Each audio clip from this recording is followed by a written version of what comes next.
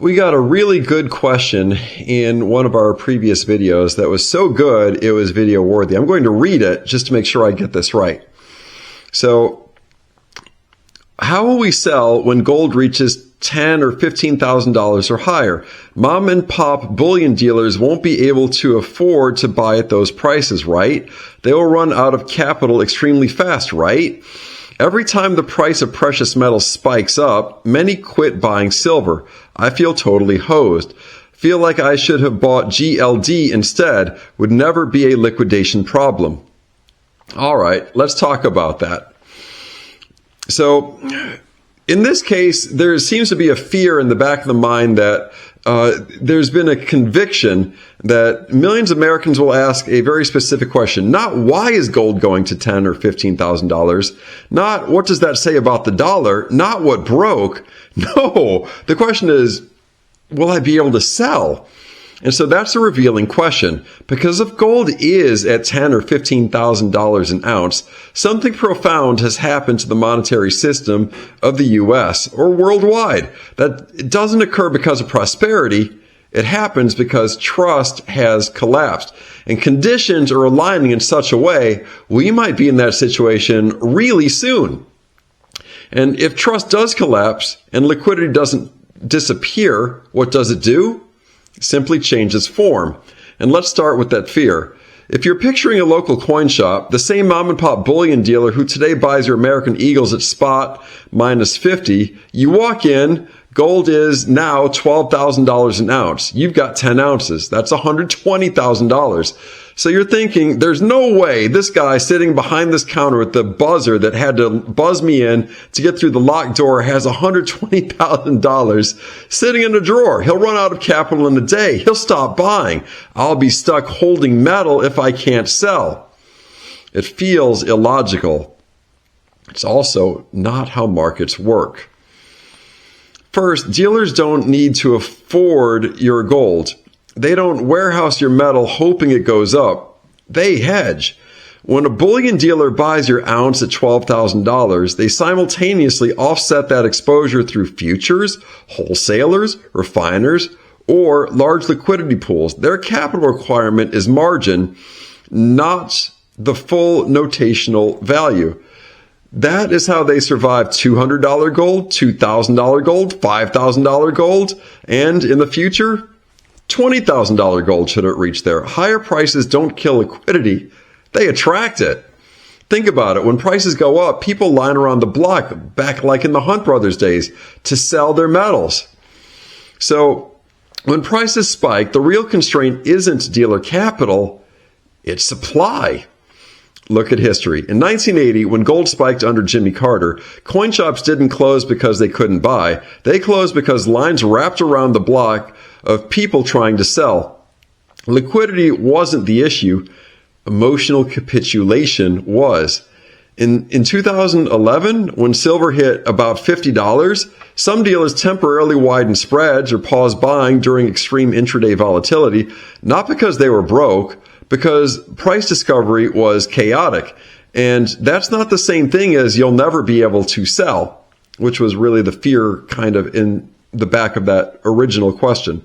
So now let's address the ETF anxiety. If you're thinking, if I owned SPDR or Spider Gold Shares, GLD, I could click a button and sell instantly. No friction, no negotiation, no coin shop. And, well, that's notationally true on paper, but let's think about the scenario where gold is $15,000. What kind of environment produces that? Hyperinflation, currency controls, bank stress, capital restrictions, settlement disruptions. If we're in a world where the dollar is breaking, the real question isn't whether GLD is liquid, it's whether the exchange is functioning normally. Because GLD is only as liquid as the stock exchange, the brokerage system, the clearinghouse, and the banking rails behind settlement. That's 4 layers between you and your asset. Physical metal removes those layers, and that's the entire point of owning physical. So let's get practical. If gold is $15,000, here's how liquidity would actually work. The bid gets bigger. Major bullion banks, refiners, and wholesale distributors step in. Large players, think the kind that clear through institutions like JP Morgan Chase, don't disappear when prices rise. They expand activity. Volatility is profitable for intermediaries. Always has been. So private markets next explode. When metals go vertical, peer-to-peer transactions surge. High net worth buyers emerge. Small family offices, hard asset funds, international demand. Liquidity decentralizes. You don't need one coin shop with a briefcase full of cash. You need a market with motivated buyers. And at $15,000 gold, there will be motivated buyers. You don't have to sell all at once also. That is the mistake in the fear. No one forces you to liquidate 10 ounces in a single transaction. Liquidity is a function of time. You ladder sales. 1 ounce, another ounce, then another day, another ounce. In an inflationary spiral, nominal prices are rising daily. The urgency shifts. You're not stuck. You are holding the asset that's being chased. So in a true monetary event, gold becomes liquidity. This is the part people miss. In 1933, under FDR, the U.S. didn't ban gold because it was illiquid. They banned it because it was liquid. It competed with the dollar.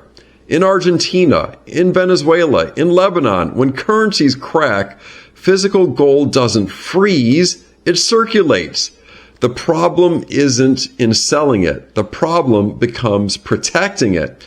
Now, let's address the emotional core of the question. I feel totally hosed. That's regret talking.